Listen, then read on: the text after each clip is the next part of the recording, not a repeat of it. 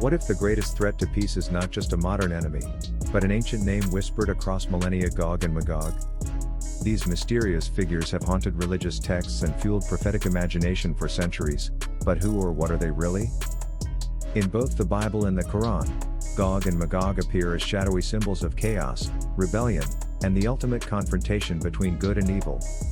Yet, they are more than just destructive forces. They are mirrors reflecting humanity's deepest fears, pride, and the consequences of unchecked power. The biblical narrative first introduces Gog in Ezekiel chapters 38 and 39. Gog is depicted as a prince from the land of Magog, a leader of a coalition of nations set to invade the land of Israel in the latter days. These verses are rich in apocalyptic imagery, with God himself intervening to destroy Gog's armies. This battle is not merely geopolitical, it is spiritual. It represents the clash between divine sovereignty and human arrogance.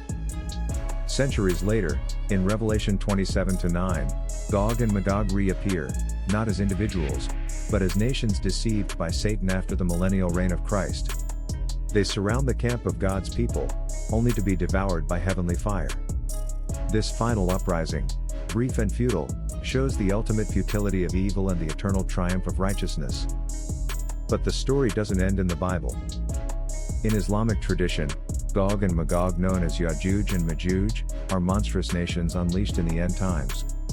The Quran references them in Surah Al-Kahf, 1894-98, and Surah Al-Anbiya, 2196-97. According to the Quran, a righteous ruler named Dhul-Qarnayn constructed a massive barrier to contain them, sealing them off until a time decreed by God.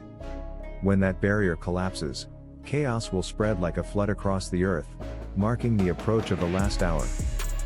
While Christian and Islamic texts differ in context, both agree on essential themes. Gog and Magog are restrained forces of destruction that will re-emerge at the end of time. Their arrival signifies a cosmic reckoning. Are they literal nations?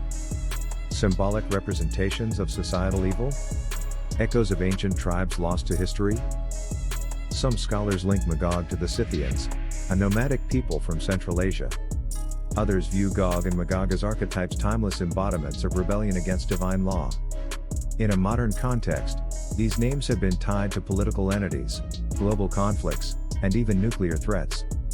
But reducing them to headlines may ignore their deeper, allegorical weight. Gog and Magog speak to the heart of human conflict, our recurring tendency to rise against the divine, to challenge the moral order. They symbolize cycles of judgment and restoration, where God permits chaos to reach its peak only to reassert justice and peace. Philosophically, they compel us to reflect, what internal Gog and Magog do we battle within? Pride, anger, greed, rebellion. Do these forces not march across the landscape of our personal lives?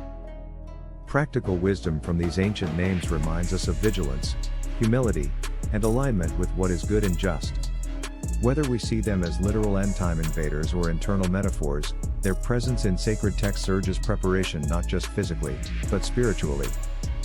So, who are Gog and Magog to you? Enemies from afar? Or a reminder of the battles yet to come within?